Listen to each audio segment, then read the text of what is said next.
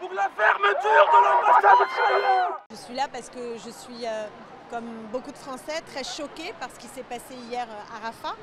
Il y a une provocation du gouvernement israélien puisque quelques jours après la décision de la Cour de justice internationale qui enjoignait Benyamin Netanyahou et Israël de cesser son agression à l'égard des Palestiniens à Gaza, eh bien, là ce sont des bombes qui sont tombées sur les têtes de civils. Ce qu'on attend, c'est que le gouvernement français reconnaisse l'État de Palestine et qu'il arrête de vendre des armes à un gouvernement qui commet des crimes de guerre. J'attends que le gouvernement reconnaisse l'État de la Palestine comme vient de le faire par exemple l'Espagne. J'attends qu'on ait des choses symboliques comme par exemple que la tour Eiffel soit illuminée aux couleurs de la Palestine.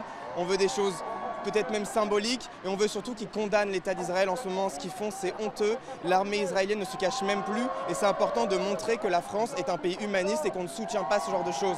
J'attends du gouvernement français une condamnation plus claire. J'aimerais que le gouvernement cesse d'être complice du gouvernement israélien.